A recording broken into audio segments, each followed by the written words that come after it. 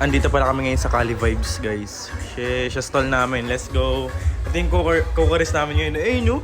Dali niya, sir, oh. Sisig yan. Ako magpa-plating. Siyempre, mayonnaise.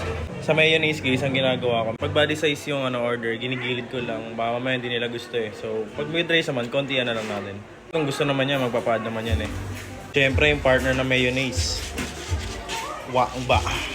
Sili. Uy. Pero di mawawala. Diba, hindi pa nakisama.